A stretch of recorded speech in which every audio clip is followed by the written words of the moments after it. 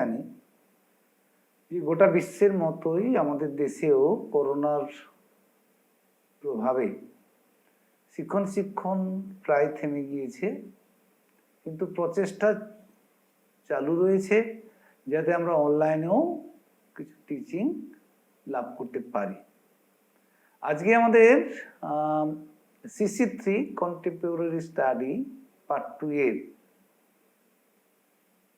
প্রথম chapter India the freedom struggle and independence এর উপরে আমরা আলোচনা করব। আমি শিক্ষার্থী ভাইদের বলবো, তোমাদের যদি এই বিষয়ে কোনো প্রশ্ন থাকে আমাকে তোমরা করতে পারো। গুড মর্নিং স্যার, একটা প্রশ্ন ছিল আমার। Sir, what is Macaulay's minutes and what is the importance and impact of Wood's dispatch in the Indian education system? এইগুলো যদি একটু বুঝিয়ে দেন স্যার তাহলে খুব ভালো হয়। আচ্ছা, এই চ্যাপ্টারের উপরে যদি আরো কোনো কোশ্চেন থাকে আপনারা করতে পারেন।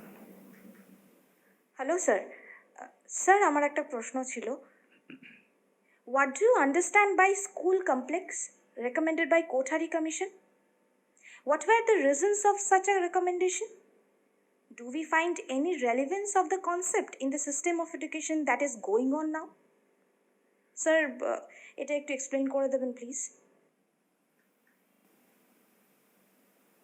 আমরা দুটো কোশ্চেন এখানে পেয়েছি এই চ্যাপ্টারের উপর থেকে। প্রথম কোশ্চেনটা ছিল ম্যাকলে মিনিটস এবং and Wood dispatch in Indian education system. এই প্রশ্নটি একই প্রথমে আমরা আলোচনা করছি। ম্যাকলে মিনিটস আলোচনার আগে আমরা সবাই জানি যে ইংরেজ সরকার পলাশির প্রান্তরে জয়লাভ করার পর তারা এখানে বাণিজ্য পরিবর্তে দেশ শাসন করতে শুরু করলো। কিন্তু শাসন করতে গেলে ইংল্যান্ড থেকে মানুষজন নিয়ে এসে এই দেশে বাণিজ্য করা, শাসন করা তাদের পক্ষে সম্ভব ছিল না। তাই এক শ্রেণীর ভারতীয় তৈরি করা যাতে তারা তাদের কাজ সম্পন্ন করতে পারে, সেই উদ্দেশ্যেই 1813 খ্রিস্টাব্দে প্রথম ভারতে শিক্ষার উদ্দেশ্যে প্রথম প্রচেষ্টা গ্রহণ করলো। এখন থেকে 1813 খ্রিস্টাব্দে সনদ আইন, যেটাকে চেটার অ্যাক্ট বলা হয়, সেখানে কি বলা হয়েছে?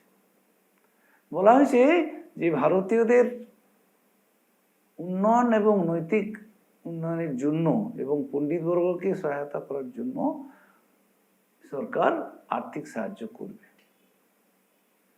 দ্বিতীয়ত, ভারতীয়দের বিজ্ঞান চর্চা লাভ করতে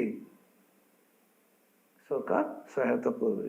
এই দুটি ক্ষেত্রে সরকার সর্বমোট 1 লক্ষ টাকা ব্যয় করবে, যা শিক্ষা খাতেই ব্যয়িত হবে। এই 1813 খ্রিস্টাব্দের সনদ আইনের ব্যাখ্যার পরিপ্রেক্ষিতে মেকলে প্রথম তার উদ্দেশ্য এবং লক্ষ্য সম্পর্কে সম্প্রচার যে মন্তব্য করলেন তা শিক্ষার ইতিহাসে মেকলে মিনিটস নামে পরিচিত। এই মেকলে মিনিটস 1835 খ্রিস্টাব্দে 2 ফেব্রুয়ারি তার মন্তব্য প্রকাশিত হলো। এখন আমরা দেখি এই মেকলে মিনিটসে কি তিনি বলতে চেয়েছিলেন। This minute had a direct impact on the content and methodology of what was best to be taught in educational institutions, along with the medium through which this should be taught. এখন দেখি তিনি এই Macaulay minutes 13 খ্রিস্টাব্দের ব্যাখ্যায় বললেন, যে আইনগত ব্যাখ্যায় বললেন যে সাহিত্য বলতে কেবলমাত্র প্রাচ্য সাহিত্যকে বোঝায় না। তিনি বলতে চাইলেন যে মিল্টনের কাব্য এবং জন লকের দর্শনের বুৎপত্তি সম্পন্ন ব্যক্তিরাই হলো প্রকৃত শিক্ষিত। সঙ্গে সঙ্গে ভারতীয়দের উন্নয়ন ঘটানোর জন্য এই শিক্ষিত করা খুবই প্রয়োজন। তাদেরই শিক্ষিত বলা হবে যারা এই ভাবাদর্শে দীক্ষিত। সঙ্গে সঙ্গে প্রাচ্যবিদ্যাকে যে প্রাধান্য দেয়া হবে এই বিষয়ে কিন্তু সুস্পষ্ট কোনো মন্তব্য উল্লেখ করা নেই। এখন দেখি আমরা এখানে আইনগত প্রশ্নের আলোচনার ছাড়াও প্রাচ্যজ্ঞান সম্বন্ধে তিনি যে মন্তব্য করলেন তা কিন্তু ভারতের ক্ষেত্রে খুব একটা গ্রহণযোগ্য ছিল না। তিনি বললেন যে ভারতীয় প্রাচ্য সংস্কৃতি ছিল অসঙ্গতি, কুসংস্কার এর মধ্যেই আবদ্ধ এবং প্রাচ্য সাহিত্যের যে সার্বিক অর্থাৎ ভারতীয়, আরবীয় তথা সমগ্র প্রাচ্যের যে সর্বমোট সাহিত্য ছিল তা কিন্তু ইউরোপের যে কোনো একটি ভালো লাইব্রেরির সামান্যতম অংশের সঙ্গেও তুলনীয় নয়। সর্বোপরি ভারতীয়দের পুনরুজ্জীবন এবং উন্নয়নের জন্য সরকার সচেষ্ট হবে। দ্বিতীয়ত তিনি আলোচনা করলেন এই যে law of eastern and western, শিক্ষায় কোনটা বেশি প্রাধান্য কোনটা প্রাধান্য দেয়া হবে সেই সম্পর্কে তিনি তার মন্তব্য প্রকাশ করলেন। অনেকদিন থেকেই পাশ্চাত্য এবং পাশ্চ শিক্ষা সম্বন্ধে ভারতীয় এবং ইংরেজদের মধ্যে আলাপ আলোচনা চলছিল। সেই পরিপ্রেক্ষিতে তিনি মন্তব্য করলেন আধুনিক জ্ঞান বিজ্ঞানের বাহন হওয়ার ক্ষমতা ভারতীয় কোনো প্রাচ্য সাহিত্যের ছিল না। এদেশে একমাত্র ইংরেজি কে স্বীকৃতি দিতে গেলে পাশ্চাত্যের মধ্যে তবেই ভারতীয়দের জ্ঞানোন্নয়ন এবং সাহিত্যের উন্নয়ন করতে পারবে। তিনি বললেন যে প্রাচ্য সাহিত্যই বা ইংরেজি সাহিত্যই যে জ্ঞান ভাণ্ডার তা কিন্তু বিশ্বের সমাদৃত। কেননা গ্রিক এবং ল্যাটিন চর্চা যেমন ইউরোপের নবজাগরণ ঘটিয়েছিল, তেমনি ভারতে ইংরেজি শিক্ষার চর্চায় ভারতীয়দের মাতৃভাষার উন্নয়ন ঘটাতে সক্ষম হবে। সঙ্গে সঙ্গে আরো বললেন গ্রিক এবং ল্যাটিন যে ইউরোপের অন্যান্য ভাষার উন্নয়ন ঘটিয়েছিল, তেমনি ইংরেজি চর্চা ভারতের ক্ষেত্রে মাতৃভাষার উন্নয়ন ঘটাবে, যা পরবর্তীকালে এই মাতৃভাষার শিক্ষার বাহন হিসাবে প্রতিষ্ঠা লাভ করবে। তিনি সঙ্গে বললেন যে ভারতীয়দের মধ্যে ইংরেজি ভাষা ব্যুৎপত্তিগত দক্ষতা অর্জন করার ক্ষমতা রয়েছে এবং ভারতীয়রা ইংরেজি শিক্ষা লাভ করতে যথেষ্ট পরিমাণে আগ্রহশীল। এরপরে বললেন স্বভাবতই একে medium of English medium act 1835 একে এই আদার নাম, এটা অন্য নামেও একে ডাকা হয়। এখন দেখা যাক স্কোপ অফ এডুকেশন পরিধি কি ছিল। স্বভাবতই সরকারের মূল উদ্দেশ্য ছিল সরকার সব ভারতীয়কে শিক্ষিত করার জন্য প্রচেষ্টা হবে না, কেবলমাত্র মধ্যবিত্ত এবং উচ্চ শ্রেণীর সম্প্রদায়ের মানুষদের শিক্ষিত করে তুলবে। সেখান থেকেই শিক্ষা চুঁইয়ে চুঁইয়ে অন্যান্য সম্প্রদায়ের মধ্যে ছড়িয়ে পড়বে। এটাকে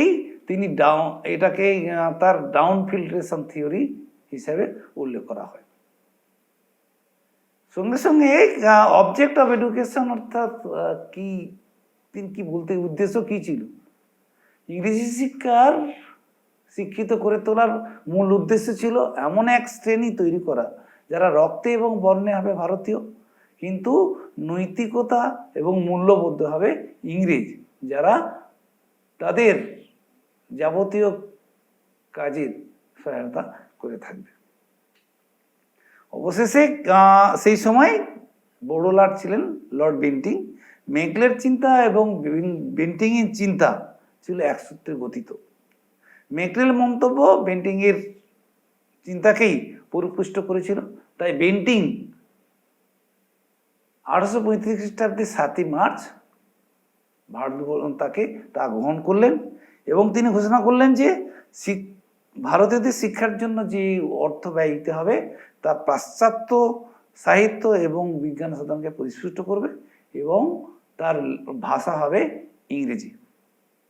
সেই সঙ্গে তিনি বললেন যে সেই সময় যে প্রতিষ্ঠানগুলো ছিল সেগুলো ভেঙে দেওয়া হবে না, বা যে ছাত্র এবং শিক্ষকরা পরিচালনা করতেন তাদের বৃত্তিও বন্ধ করা হবে না, তবে নতুন কোনো প্রতিষ্ঠান খোলা হবে না। এইভাবেই ভারতবর্ষে পাশ্চাত্যর অবসান ঘটে, পাশ্চাত্য সাহিত্য তথা ইংরেজি মাধ্যমে শিক্ষালাভ শুরু হলো। আমাদের এখানে আরো একটি আমরা বিচার ব্যবস্থা, আমাদের ভারতের বিচার ব্যবস্থায় গোটা বিশ্বের ব্যবস্থায় পেনাল কোড শব্দটা আমরা সবাই শুনে থাকি। পেনাল কোড হচ্ছে আইন, লিপিবদ্ধ আইন। তো ঠিক একইভাবে ইংরেজরা ভারতের শিক্ষার ক্ষেত্রে এই দ্বিতীয় আইন প্রয়োগ করলেন। 1813 খ্রিস্টাব্দে সমতা আইনে প্রথম জ্ঞান বিজ্ঞান চর্চা কথা উল্লেখ করা হলো, আর দ্বিতীয় 1835 খ্রিস্টাব্দে ম্যাকলে মিনিটসে পাশ্চাত্য শিক্ষা তথা ইংরেজি শিক্ষা প্রচলন শুরুর কথা বলা হলো, যা আমাদের ভারতীয়দের মানোন্নয়নের ক্ষেত্রে ইন্ডিয়ান প্যানেল নামে পরিচিত। আমরা প্রথম পার্টের যে ম্যাকলে মিনিটস, এই পার্টটা আমরা এখনই আলোচনা করলাম। এরপর এই পার্টে এই কোশ্চেনের দ্বিতীয় যে কোশ্চেন আছে উডের ডেসপাচ নিয়ে আমরা আলোচনা করি। ম্যাকলে মিনিটসের পর্যালোচনার পরিপ্রেক্ষিতে কিভাবে ভারতীয়দের শিক্ষা পরিচালনা করা যায় তা নিয়ে চিন্তা ভাবনা শুরু হয়েছিল। সেই জন্য শিক্ষা কমিশন গঠন করা হলো 1854 খ্রিস্টাব্দে 53 খ্রিস্টাব্দে, এবং এই 53 খ্রিস্টাব্দের কমিটি ডেসপাচ প্রকাশ করলো, যার সভাপতি ছিলেন চার্লস উড। তার নাম অনুসারে এই ডেসপাচের নাম হলো উড ডেসপাচ, এবং ওই সময়ের বড় লর্ড ছিলেন লর্ড ডালহৌসি। এবং আমরা জানি যে উডের despatch was written by the John Stuart Mill, a clerk of company in the time. ওই সময়ের যে ক্লার্ক স্টুয়ার্ট মিল তিনি এই ডেসপাচ লিখেছিলেন। আমরা এবার দেখি রেকমেন্ডেশন এই উডের ডেসপাচে কি কি রেকমেন্ড করেছিলেন। এর আলোচনা আমরা প্রথমে আলোচনা করতে পারি। University on the model of London University be established in big cities such as Bombay, Calcutta, Madras. তো রেকমেন্ডেশনে বলা হলো যে ভারতবর্ষের ইংরেজি শিক্ষা এবং উচ্চশিক্ষা প্রসারের জন্য ভারতবর্ষে 3টি প্রদেশে বোম্বাই, কলকাতা এবং মাদ্রাসে 3টি শিক্ষা প্রতিষ্ঠান খোলা হবে, এবং এই প্রতিষ্ঠানগুলি লন্ডন ইউনিভার্সিটির আদলেই তৈরি হবে, মূলত এর পরীক্ষা পদ্ধতি এবং সার্টিফিকেট প্রদানের কে অনুসরণ করি। সঙ্গে এও বলা হলো যদি প্রয়োজন পড়ে এবং ছাত্র থাকে তাহলে অন্যান্য প্রদেশেও আরো বিশ্ববিদ্যালয় স্থাপন করা যাবে। সঙ্গে সঙ্গে উল্লেখ করা হলো যদি কোনো বিষয়ে শিক্ষার্থী পাঠদান করতে আগ্রহী হয়, সেখানে যদি সেই সাবজেক্টটা না থাকে তাহলে সেই সাবজেক্টের জন্য অধ্যাপক নিয়োগ হবে, যাতে শিক্ষার্থীরা সেই বিষয়ে পাঠদান করতে পারে। এখানে বিশ্ববিদ্যালয় প্রশাসনে তৈরি হবে একটি সিনেট, যার আন্ডারে থাকবে একজন চ্যান্সেলর, একজন ভাইস চ্যান্সেলর এবং সরকারের মনোনীত কয়েকজন সদস্য। এরপর দেখি এরপর আলোচনায় আসছি at least one government school should be open in every district. সম্ভবত এই আমরা বর্তমানে পরিপ্রেক্ষিতে জানি যে প্রতি ডিস্ট্রিক্টে অনেক প্রতিষ্ঠান আছে, প্রতিষ্ঠানগুলোর অনেক রকম ধাপ আছে, কোন school added school, government school ইত্যাদি ইত্যাদি। প্রতিটি ডিস্ট্রিক্টে আমরা দেখতে পাই একটি করে সরকারি মাধ্যমিক স্কুল রয়েছে। এখানে সেই কথা বলা হয় যে সরকার প্রতিটি বেসরকারি হাতে কেবলমাত্র শিক্ষার ভার ছেড়ে দেবে না, প্রতিটি ডিস্ট্রিক্টে অবশ্যই একটি করে প্রতিষ্ঠান খুলতে হবে। এরপরে আলোচনা আসছি the Indian native should be given training in their mother tongue. এর আগে আমাদের পাশ্চাত্যের দ্বন্দ্বে পাশ্চাত্য শিক্ষা প্রাধান্য লাভ করেছিল এবং ইংরেজিও সেখানে বাহন হয়ে উঠেছিল, কিন্তু উডেডিসপাচে মাতৃভাষার শিক্ষাদানের কথা কিন্তু প্রথম বলা হলো, যদিও উচ্চতর শিক্ষার ক্ষেত্রে ইংরেজি ভাষা এবং দেশজ ভাষা, কিন্তু নিম্ন স্তরে বা প্রাথমিক স্তরে মাতৃভাষা শিক্ষাদানের কথা এখানে উল্লেখ করা হলো। এরপরে আলোচনায় আসছে the principal of down filtration theory was opposite in Wood's despatch. আমরা জানি যে ম্যাকলেমিনিটসে ডাউন ফিল্ট্রেশন নীতির কথা বলা হলো যে কেবলমাত্র কতিপয় ভারতীয় শিক্ষা লাভ করবে, সেখান থেকে গোটা ভারতবর্ষের বাকিরা শিক্ষিত হয়ে তুলবে। কিন্তু উডেডিসপাচে তার বিপরীত তত্ত্ব বলা হলো যে কেবলমাত্র কয়েকজন যদি শিক্ষিত হয় তা কিন্তু শিক্ষা লাভ কিন্তু অনেকটা নিম্নগামী হবে। তাই উচ্চ, মধ্য এবং নিম্ন সব শ্রেণীর মানুষকে শিক্ষিত করার জন্য সরকার সচেষ্ট হবে। তো এখানে তাই ডাউন ফিল্ট্রেশনের বিপরীত নীতি এখানে গ্রহণ করা হলো।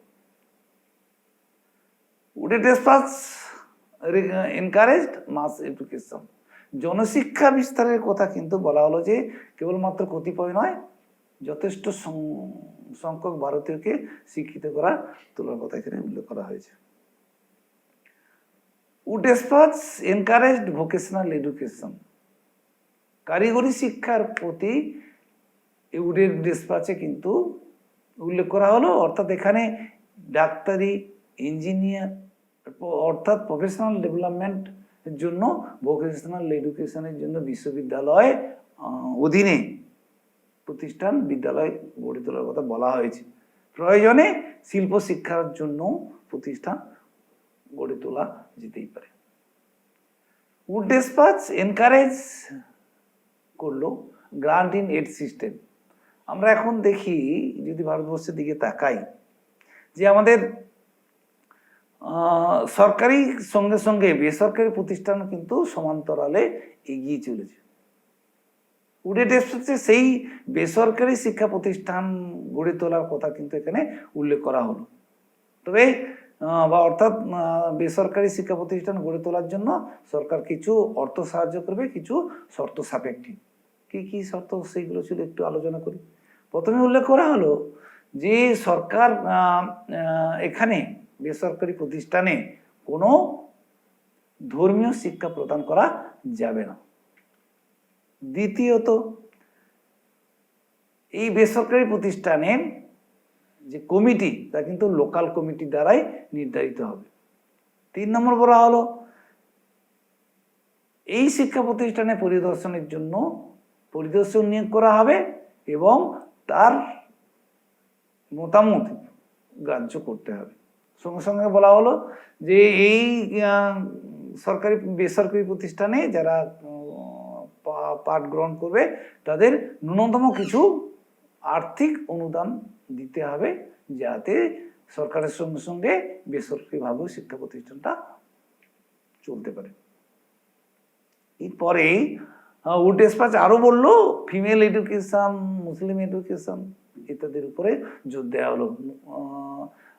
মহিলাদের শিক্ষার ব্যাপারে এখানে উৎসাহ প্রদান করা হলো, মুসলিমদের শিক্ষার জন্য অগ্রণী ভূমিকা লাভ করলো। সঙ্গে সঙ্গে বলা হলো যে উচ্চশিক্ষার ক্ষেত্রে ইংরেজি এবং নিম্ন স্তরে প্রাথমিক শিক্ষার ক্ষেত্রে মাতৃভাষাকে প্রযোজ্য করা হবে এবং চাকরির ক্ষেত্রেও যারা ইংরেজি শিক্ষিত তারা সমাজের উচ্চতর স্তরে চাকরি করতে পারবেন এবং নিম্ন স্তরের বা মাতৃভাষায় যারা শিক্ষা লাভ করে তারা প্রাথমিক স্তরে শিক্ষা লাভ করতে পারবে। এডুকেশন স্টেজ গঠন করা হলো, যে আমরা জানি যে রিজিওনাল তৈরি করা, একটা শিক্ষা প্রতিষ্ঠানকে গোটা দেশে পরিচালনা করতে গেলে, যেমন আমরা এনসিটি শব্দটা জানি, আমাদের শিক্ষা নিয়ামক সংস্থা, কিন্তু এনসিটি যেটা দিল্লিতে আছে গোটা ভারতবর্ষে, সে কিন্তু শিক্ষা পরিচালনা করতে পারে না। সে পরিচালনা করার জন্য 4টে জোনে করা হলো। আমরা যেহেতু ইস্টার্ন জোনে আছি, আমাদের ইস্টার্ন জোন যেমন হচ্ছে কি ভুবনেশ্বর, ঠিক একইভাবে শিক্ষা স্টেজ গঠন করার জন্য বোম্বে, ক্যালকাটা, ম্যাড্রাস, উত্তরপ্রদেশ ও পাঞ্জাবে 5টি এই ভাগে ভাগ করা হলো, যেখান থেকে গোটা দেশে শিক্ষাকে পরিচালনা করতে হবে। স্বভাবতই উডে ডেসপাচের আলোচনায় আমরা দেখতে পারি যে ভারতীয়দের শিক্ষার ইতিহাসে উডে ডেসপাচ একটি যুগান্তকারী অবদান, সে বিষয়ে কোনো সন্দেহ নেই। তাই জন লক একে ঐতিহাসিক একে ম্যাগনা কার্টার সঙ্গে তুলনা করেছেন। ম্যাগনা কার্টা কি আমরা যদি দেখি, ম্যাগনা কার্টা ছিল ইংরেজদের স্বাধিকার আইন। 1215 খ্রিস্টাব্দে জনের কাছ থেকে ইংরেজরা তাদের অধিকার অর্জন করে নিয়েছিলেন। কিন্তু যদিও উডে ডেসপাচের ভারতীয়দের শিক্ষা, সার্বিক শিক্ষার কথা কিন্তু সম্প্রচার করা হয়নি, কেবলমাত্র সরকারির সঙ্গে সঙ্গে দেশজ কিছু প্রতিষ্ঠানও সেখানে শিক্ষার অধিকার পেয়েছিল। কিন্তু তবুও আমরা বলবো যে ভারতের শিক্ষার ইতিহাসে উডে ডেসপাচ একটি যুগান্তকারী শিক্ষা সংস্কার, সে বিষয়ে কোনো সন্দেহ নেই। আমরা প্রথম প্রশ্নে স্বাধীনতার পূর্বে ভারতীয় শিক্ষা পদ্ধতি ব্যবস্থা নিয়ে আলোচনা করেছি। দ্বিতীয় যে কোশ্চেনটি ছিল, what do you understand by school complex recommended by Kothari Commission? What were the reason of such a recommendation? Do you find any relevance of the concept in the system of education that is going on now? এই কোশ্চেনটি নিয়ে আলোচনার পূর্বে আমরা আমাদের জানতে হবে যে স্বাধীনতা লাভের পর ভারতবর্ষের শিক্ষা কমিশন যে গঠন করা হলো, প্রথম শিক্ষা কমিশন গঠন করা হয়েছিল 1948-49 খ্রিস্টাব্দে রাধাকৃষ্ণন কমিশন বা বিশ্ববিদ্যালয় কমিশন। দ্বিতীয় শিক্ষা কমিশন গঠিত হলো 1952-53 খ্রিস্টাব্দে সেকেন্ডারি এডুকেশন বা মাধ্যমিক শিক্ষা কমিশন। তৃতীয় যে কমিশন 1964-66 খ্রিস্টাব্দে গঠিত হলো, তার নাম ছিল ভারতীয় শিক্ষা কমিশন, যা কোঠারি কমিশন নামে পরিচিত। এই কোঠারি কমিশনের আগে যে কমিশনগুলো গঠিত হয়েছিল সেখানে সার্বিক শিক্ষার কথা কিন্তু বলা হয়নি, কিন্তু কোঠারি কমিশনে ভারতবর্ষের সার্বিক শিক্ষা কোথাও এখানে উল্লেখ করা হলো। কোঠারি কমিশনের সম্পূর্ণ আলোচনা আমাদের বিষয়ের মধ্যে নেই। আমাদের এর মধ্যে যে বিষয়টি আলোচনা সেটা হচ্ছে স্কুল কমপ্লেক্স। তো স্কুল কমপ্লেক্স এটা করতে গিয়ে, আলোচনা করতে গিয়ে আমাদের যেটা বলতে হবে যে শিক্ষার অগ্রগতিতে যেটা সবচেয়ে বড় বাধা বলে কমিশন মনে করেছিল, সেটা হচ্ছে শিক্ষা প্রতিষ্ঠানগুলির মধ্যে, বিভিন্ন ধারাগুলির মধ্যে সমন্বয়ের অভাব। নিদারুণ অবহেলিত প্রাথমিক শিক্ষার দেখা যায়, তাহলে অন্যান্য শিক্ষা প্রতিষ্ঠানগুলো তাদের উপর দোষারোপ করে চলেছে। শিক্ষার ক্ষেত্রে শিক্ষকদের যেন বর্ণাশ্রম প্রথার প্রয়োগ আমরা লক্ষ্য করতে পারি। বিশ্ববিদ্যালয়ের শিক্ষকগণ নিজেদের ক্ষত্রিয় সম্প্রদায়, ব্রাহ্মণ সম্প্রদায়, আর মহাবিদ্যালয়ের শিক্ষকগণ নিজেদের ক্ষত্রিয় সম্প্রদায় বলে মনে করেন। আবার মাধ্যমিক বিদ্যালয়ের শিক্ষকগণ নিজেদের বৈশ্য সম্প্রদায়ভুক্ত বলে মনে করেন।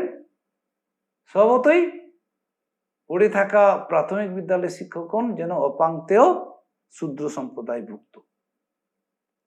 শিক্ষাক্ষেত্রে সমন্বয়ের অভাবে বিশ্ববিদ্যালয়ের মান যে ক্রমশ নিম্নগামী হচ্ছে, ঢালু হয়ে আসছে, সেটা আমরা সার্বিকভাবে লক্ষ্য করতে পাই। অবশ্য বিশ্ববিদ্যালয়ের শিক্ষকগণ এই ব্যাপারে অনায়াসেই বিশ্ববিদ্যালয়ের শিক্ষকদের উপর দোষারোপ করে থাকেন। আবার মহাবিদ্যালয়ের শিক্ষকগণ অনায়াসে তা মাধ্যমিক শিক্ষকদের উপর দোষারোপ করতে থাকেন। আবার মাধ্যমিক শিক্ষায় বিদ্যালয়ের শিক্ষকরা প্রাথমিক শিক্ষকদের এই ব্যাপারে দোষারোপ করতেই থাকেন। ফলে শিক্ষাক্ষেত্রে একটা সমন্বয়ের অভাব সার্বিকভাবে একটা লক্ষ্য করা যায়। সেখানে শিক্ষকতা যে একটি যৌথ বৃত্তি সেটা কিন্তু কোনোভাবেই পরিস্ফুট হলো না।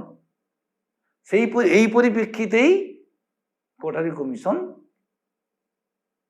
স্থির করলো এমন একটা বিষয়ের সৃষ্টি করা যার মধ্য দিয়ে যৌথ প্রচেষ্টার মধ্য দিয়ে শিক্ষার অগ্রগতিকে সার্বিকভাবে এগিয়ে নিয়ে যাওয়া যায়। সেই উদ্দেশ্যে গঠিত হলো স্কুল কমপ্লেক্স বা স্কুল জোট। তো আমরা স্বভাবতই 1964 খ্রিস্টাব্দের 64-66 কোঠারি কমিশনে এই স্কুল জোটের কথাই আমরা প্রথম লক্ষ্য করি। এখন আলোচনা দেখি এই স্কুল কমপ্লেক্সে কি বলা হলো। এই school complex is organized by taking a group of elementary school, high school, a training school or a technical school, etc. together.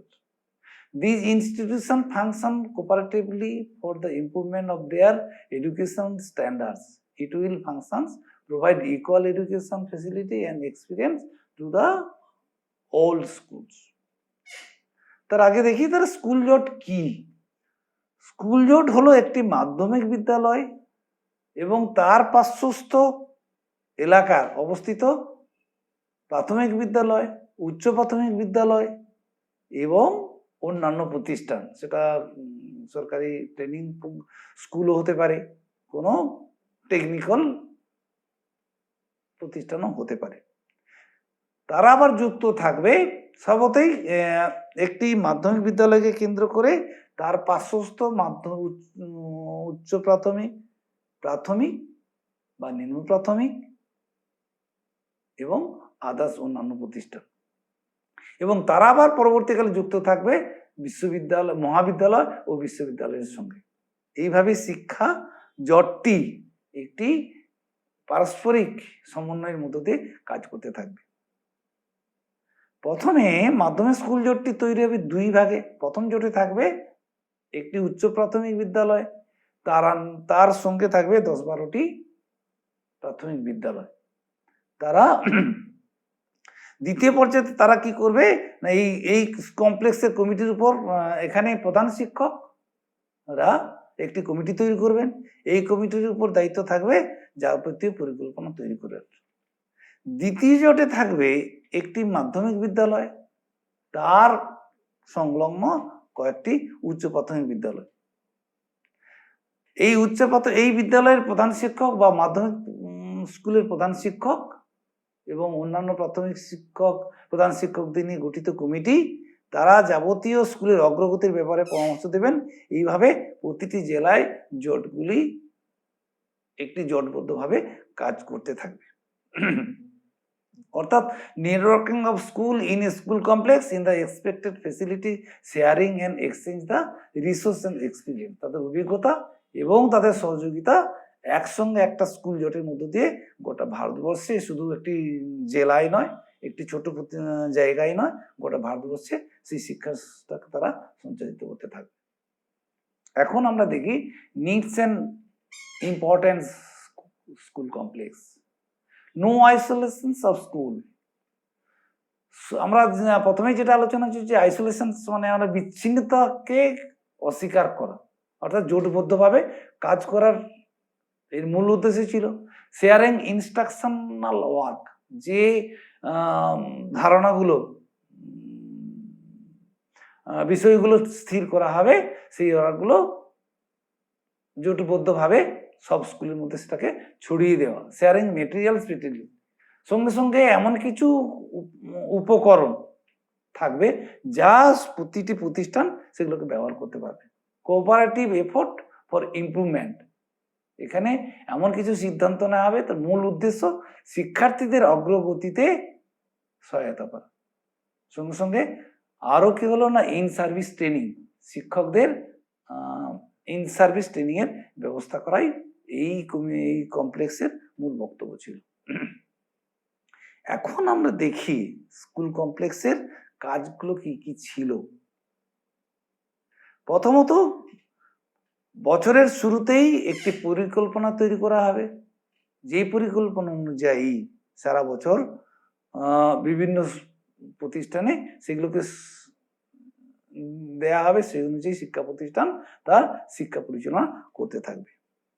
দ্বিতীয়ত, কেন্দ্রীয় শিক্ষা প্রতিষ্ঠান বা বহিঃশিক্ষা প্রতিষ্ঠান, যেটাকে আমরা এনসিটি বা ইউনেস্কো, তারা আমাদের শিক্ষা সংস্থাকে, রাজ্য শিক্ষা দপ্তরকে টিএলএম বা টিচিং লার্নিং মেটেরিয়াল সরবরাহ করে থাকেন। কিন্তু সেই মেটেরিয়ালস গুলো এতটা সাফিসিয়েন্ট নয় যে প্রতিটা স্কুলে সেগুলো দেওয়া সম্ভব। স্বভাবত স্কুল জোটের মধ্যে যদি এই টিএলএম গুলো সরবরাহ করা হয়, তারা কিন্তু প্রয়োজনে প্রতিটা স্কুলে প্রয়োজনের সময় সেগুলো সরবরাহ করতে পারে। যেমন উদাহরণ হিসেবে বলা যায়, যদি একটি প্রজেক্টর দেওয়া হয়, সেই প্রজেক্টর কোন একটি মাধ্যমিক স্কুলকে দেওয়া হলো, কারণ তাদের রক্ষণাবেক্ষণের ব্যবস্থাটা বেশি ভালো। সেখানে প্রয়োজনের সময় যে কোনো স্কুলে সেই প্রজেক্টর নিয়ে গিয়ে শিক্ষার্থীদের শিক্ষা লাভের জন্য যে কোনো ফিল্ম বা কোনো ডকুমেন্টারি, কোনো শিক্ষা সংক্রান্ত কোনো ধারণা, কোনো কাজ তাদের দেখানো যেতে পারে। তৃতীয়ত, আমরা আজকে একবিংশ শতাব্দীতে আমরা দাঁড়িয়ে লক্ষ্য করতে পারি যে কোঠারি কমিশনে বা শিক্ষার প্রথম থেকেই প্রাথমিক স্তর থেকে বিজ্ঞান শিক্ষার উপর যথেষ্ট জোর দেওয়া হয়েছিল। কিন্তু আমরা লক্ষ্য করি যে প্রাথমিক বিদ্যালয়ে বিজ্ঞান শিক্ষার যথেষ্ট শিক্ষক, যথা ভালো শিক্ষক কিংবা উপকরণ, ল্যাবরেটরি থাকে না। তাই যদি শিক্ষার্থীদের বিজ্ঞান শিক্ষা দিতে হয়, তাহলে ছুটির দিনে ওই শিক্ষার্থী গিয়ে মাধ্যমিক স্কুলে ওই ল্যাবরেটরিতে প্রদর্শনের মাধ্যমে তাদের বিজ্ঞান শিক্ষা হাতে কলমে দেওয়া যেতে পারে। এক্ষেত্রে ওই বিদ্যালয়ের বিজ্ঞান শিক্ষকের সহায়তাও গ্রহণ করা যেতে পারে। চতুর্থত বলা যায় যে প্রাথমিক বিদ্যালয়ে শারীরিক শিক্ষা, গান গান বা ইতিহাস ভূগোলের যথেষ্ট দক্ষ শিক্ষক থাকে না। কিন্তু আজকে আমরা সবাই জানি যে সার্বিক উন্নয়নের জন্য শিক্ষার্থী সব বিষয়ে পারদর্শী হওয়া প্রয়োজন। তাই এই স্কুলগুলোতে যদি প্রয়োজন পড়ে, তাহলে দক্ষ শিক্ষক যে কোনো প্রাথমিক স্কুলেরও হতে পারে, মাধ্যমিক স্কুলেরও হতে পারে, সেখান থেকে ধার নিয়ে শিক্ষার্থীদের এই গুণমানগুলিকে বৃদ্ধি করা সম্ভব। পঞ্চমত বলা যায় যে অনেক সময় দেখা যায় সব শিক্ষকের যথেষ্ট পারদর্শিতা থাকে না। শিক্ষকদের পারদর্শিতা লাভ করার জন্য ট্রেনিং প্রোগ্রাম অ্যারেঞ্জ করা হয়। তো সেই জন্য মহাবিদ্যালয়ের শিক্ষকদের অথবা মাধ্যমিক স্কুলের বা কোনো দক্ষ শিক্ষকদের নিয়ে এসে যদি কোনো ট্রেনিং প্রোগ্রাম বা সেমিনার আয়োজন করা যায়, তাহলে এই শিক্ষকদের গুণগত মান বৃদ্ধি করা সম্ভব এই জোটের মধ্য দিয়ে। স্কুল জোটের আরেকটি গুরুত্বপূর্ণ বিষয় ছিল হচ্ছে ভ্রাম্যমান লাইব্রেরি। আমরা আজকে যুগে অনেক ভ্রাম্যমান বিষয় সম্বন্ধে জানি, কিন্তু তখনের যুগে দাঁড়িয়ে একটি ভ্রাম্যমান লাইব্রেরির কথা বলা হয়েছিল, যেখানে স্টক অফ নলেজ অ্যাকুয়ার করা থাকে, যেখানে সহায়তা প্রতিটি স্কুলে যথাসময়ে পৌঁছে দেওয়া যেতে পারে। সেখানে শিক্ষার্থী সেই লাইব্রেরি থেকে বই সংগ্রহ করতে পারেন এবং নিজেদের জ্ঞানার্জন বৃদ্ধি করার জন্য শিক্ষকরাও সেই লাইব্রেরি থেকে বই সংগ্রহ করে শিক্ষার্থীর সহায়তা করতে পারেন। সঙ্গে সঙ্গে একটি গুড লাইব্রেরিও কিন্তু এখানে শিক্ষাক্ষেত্রে যে প্রয়োজন সেটা এখানে স্বীকার করে নেওয়া হয়েছিল। সপ্তমত বলা যায় যে শিক্ষকদের তো নির্দিষ্ট কিছু ছুটি নেওয়ার অধিকার থাকে, এবং আমাদের দেশে বা সমাজে আমরা দেখি যে প্রতিটা স্কুলে যথেষ্ট সংখ্যক শিক্ষক থাকেন না। ফলে বিশেষত যেসব স্কুলে 2-1 শিক্ষক থাকেন, কোনো কারণে যদি তারা একসঙ্গে অনুপস্থিত হন, তখন আমরা দেখব যে প্রতিষ্ঠান বন্ধ করে দেওয়া ছাড়া অন্য কোনো উপায় থাকে না। সেক্ষেত্রে যদি রিজার্ভ টিচার রাখা হয়, লেভেল টিচার, তারা এই প্রতিষ্ঠানে এসে যদি শিক্ষা পরিচালনা করেন, তাহলে স্কুলের অনগোয়িং প্রসেস চলতে থাকে। অষ্টমত বলা যায় যে পরিদর্শনের অভাব। আমরা জানি ইন্সপেকশন একটি গুরুত্বপূর্ণ পার্ট। কেবলমাত্র একজন ডিআই কিংবা এসআই তাদের দ্বারা ইন্সপেকশন সম্ভব হয় না। তারা যদি এই শিক্ষা প্রতিষ্ঠানের প্রধান শিক্ষকরা কিংবা আধার শিক্ষকরা কিংবা অপর বিদ্যালয় বা এসআই যদি এই পরিদর্শনের প্যানেলে থাকেন, তাহলে মাঝে মাঝে তারা নিজেদের মধ্যে পরিদর্শন করে শিক্ষার্থীদের গুণগত মান বৃদ্ধি করতে পারে। নবমত বলা যায় যে অনেক সময় শিক্ষকদের মধ্যে বনিবনা লক্ষ্য করা যায় না, বনিবনার অভাব লক্ষ্য করা যায়।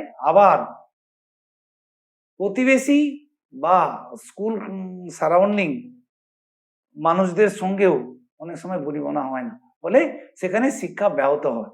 যদি এই কমিটি, এই জোট সেই প্রতিষ্ঠানে এসে অভিভাবক এবং শিক্ষকদের নিয়ে সভা করে আলাপ আলোচনার মধ্য দিয়ে তাদের সেই সমস্যাগুলো দূর করে দেন, তাহলে শিক্ষা কিন্তু অনেকটা অগ্রসর হতে পারে। দশমত বলা যায় শিক্ষা সংক্রান্ত গবেষণার ক্ষেত্রে, যেমন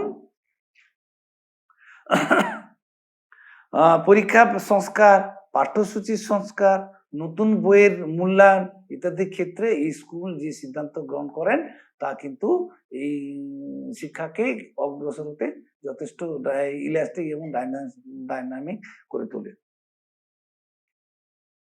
11 সবশেষে বলা যায় যে স্কুল কমপ্লেক্সের স্কুলগুলির মধ্যে যদি কখনো খেলাধুলার আয়োজন করা যায়, তাহলে ছাত্র এবং শিক্ষকদের মধ্যে যে সুদৃঢ় সম্পর্ক গড়ে ওঠে, তার মধ্য দিয়ে কিন্তু শিক্ষা আরো বেশি এগিয়ে যেতে সহায়তা করে।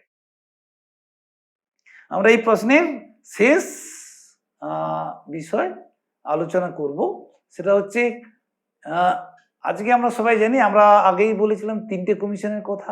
তারপর আমরা জানি যে 1986 national policy of education policy 1992 যেটা গঠিত হয়েছিল। তারপর সব শেষে 2020 সালে বর্তমানে যে শিক্ষা পলিসি কথা বলা হয়েছে, সেই পলিসিতে এই স্কুল কমপ্লেক্স কিভাবে অনগোয়িং এডুকেশনে কিভাবে সহায়তা করছে আমরা লক্ষ্য করি। প্রথমত বলা যায় build vibrant committee to teachers, school leaders and other supporting staff. এই কমিটি একটি জোটবদ্ধ টিচার তৈরি করতে পারে, স্কুলের মধ্যে প্রতিনিধিত্ব করার লিডারশিপ তৈরি করতে পারে এবং অন্যান্য স্টাফেদের সঙ্গে সমন্বয় সাধন করতে পারে, যা কিন্তু আমরা স্কুল কমপ্লেক্সে লক্ষ্য করেছি। দ্বিতীয়ত বলা যায় better integrate education across all school level from early childhood education through grade 12 as well as vocational and adult education। সমন্বিত শিক্ষণের ক্ষেত্রে গোটা স্কুল লেভেলে, আপার লেভেল থেকে লোয়ার লেভেল পর্যন্ত সমন্বয় সাধন করা যেতে পারে। শুধু তাই নয়, সেক্ষেত্রে ভোকেশনাল সিস্টেম এবং বয়স্ক শিক্ষার ক্ষেত্রেও কিন্তু যা প্রযোজ্য সেটা আমরা এনপিতে লক্ষ্য করছি, সেটা কিন্তু আমরা স্কুল জোট থেকে আসতে দেখতে পাচ্ছি। তৃতীয়ত বলা যে শেয়ার কি material resource such as library, science laboratory and equipments, computer lab, sports facility and equipments as well as human resource. শিক্ষকদের যে একটা প্রতিষ্ঠানের সবকিছু থাকে না, যদি সংঘবদ্ধভাবে থাকে, যেমন লাইব্রেরি, সায়েন্স ল্যাবরেটরি, ইকুইপমেন্টস ইত্যাদি, কিংবা কম্পিউটার, একটি প্রতি নির্দিষ্ট জায়গায় থাকবে, যা অন্যান্য জায়গায় অন্যান্য মানুষ প্রতিষ্ঠানে সরবরাহ করে শিক্ষাকে আরো ত্বরান্বিত করতে সাহায্য করবে, যা কিন্তু আমরা স্কুল কমপ্লেক্স থেকে লক্ষ্য করি, যা আজও আমরা এনপি 2020-তেও দেখতে পাচ্ছি। সবশেষে বলা যায়, introduction of school complex will bring about a new culture of sharing common resources and materials in the optimum way. School কমপ্লেক্সের অন্যতম যে বিষয়টা ছিল, যে একটা কালচার, নতুন একটা কালচার তৈরি করা, যেখানে কমন রিসোর্স থাকবে এবং মেটেরিয়ালস থাকবে, যা সার্বিকভাবে সবাই আমরা সেটা সরবরাহ করতে পারি এবং ছাত্রদের উন্নয়নের ক্ষেত্রে তা ব্যবহার করতে পারি, যা স্কুল জোটে আমরা দেখেছি, সেটা আজও কিন্তু আমরা এনপি 2020-তেও লক্ষ্য করতে পারছি। আমরা আরো দেখতে পাচ্ছি যে এনপিতে বলা হয়েছে, এনপি 2020-তে, যে গোটা ভারতবর্ষে একই রকম সিলেবাস তৈরি হবে, যা উত্তরপ্রদেশের মানুষও শিখতে পারবেন, শিশুরা শিখতে পারবে, পশ্চিমবঙ্গের শিশুরা শিখতে পারবে, দার্জিলিং কাশ্মীরের শিশুরাও শিখতে পারবে। সেই কনসেপ্ট, এই কমন শেয়ারিং রিসোর্স মেটেরিয়ালস, তার উপাদান কিন্তু আমরা এই স্কুল কমপ্লেক্স থেকেই দেখতে পাচ্ছি। তাহলে আজকে আমরা আমাদের যে দুটি প্রশ্ন ছিল, সেই দুটি প্রশ্নের আলোচনা এখানে আমরা শেষ করছি। আমরা এতক্ষণ সিসি 303 এর প্রথম চ্যাপ্টার থেকে দুটো কোশ্চেন আলোচনা করলাম। তো একটা চ্যাপ্টারে সব কোশ্চেন একসঙ্গে এইটুকু সম্ভব নয়। তো এই চ্যাপ্টারটার আমি কয়েকটি প্রশ্ন তোমাদের দিচ্ছি, তোমরা এগুলো একটু ভালো করে দেখো। তোমরা জানো সবাই যে আমাদের এখানে কোশ্চেনের একটা পার্ট থাকে মাল্টিপল চয়েস, একটা পার্ট থাকে শর্ট কোশ্চেন, একটা চ্যাপ্টার থাকে, একটা অংশ থাকে 7 নম্বরের, আর একটা হচ্ছে 16 নম্বরের। আমি 2 নম্বরের কোশ্চেনের দুটো প্রশ্ন দিচ্ছি। শ্রীরামপুর ত্রয়ী নামে কারা পরিচিত ছিলেন? প্রথম প্রশ্ন, শ্রীরামপুর ত্রয়ী নামে কারা পরিচিত ছিলেন? 2 নম্বর কোশ্চেন, বৃত্তিমূলক বা কারিগরি শিক্ষা কাকে বলে? বৃত্তিমূলক শিক্ষা বা কারিগরি শিক্ষা কাকে বলে? এই দুটো হচ্ছে 2 নম্বরের কোশ্চেন। 7 নম্বরের কোশ্চেন, 1813 খ্রিস্টাব্দের সনদ আইনের প্রেক্ষাপট কি ছিল? 1813 খ্রিস্টাব্দের সনদ আইনের প্রেক্ষাপট কি ছিল? 2 নম্বর কোশ্চেন, প্রোগ্রাম অফ অ্যাকশন 1992 এর কর্মসূচির মূল বিষয়গুলি কি ছিল তা সংক্ষেপে আলোচনা করুন। দুটো 7 নম্বরের কোশ্চেন দিলাম। 1813 খ্রিস্টাব্দের সনদ আইনের প্রেক্ষাপট কি ছিল, আর দ্বিতীয় কোশ্চেন, প্রোগ্রাম অফ অ্যাকশন 1992 এর কর্মসূচির মূল বিষয়গুলি কি ছিল তা সংক্ষেপে আলোচনা করুন। এরপর আমি একটা 16 নম্বরের কোশ্চেন তোমাদের দিচ্ছি। 1986 খ্রিস্টাব্দের জাতীয় শিক্ষা নীতিতে শিক্ষা পুনর্গঠনের ভিত্তি বলে বিবেচনা করার কারণ কি? এই সময় ভারত সরকার শিক্ষা বিষয়ক কি কি নীতি গ্রহণ করেছিলেন তা উল্লেখ করো। আবার বলছি, 1986 খ্রিস্টাব্দের জাতীয় শিক্ষা নীতিতে শিক্ষা পুনর্গঠনের ভিত্তি বলে বিবেচনা করার কারণ কি? এই সময় ভারত সরকার শিক্ষা বিষয়ক কি কি নীতি গ্রহণ করেছিলেন তা উল্লেখ করো। এই প্রথম চ্যাপ্টারের এই কটি অংশ আমি তোমাদের দিলাম। তোমরা এই কোশ্চেনগুলি নিজেরা একটু তৈরি করো। আরো অনেক কোশ্চেন আছে, কিন্তু আমার কাছে মনে হয়েছে এইগুলো গুরুত্বপূর্ণ কোশ্চেন, এগুলো তোমরা একটু ভালো করে লক্ষ্য করো। নমস্কার।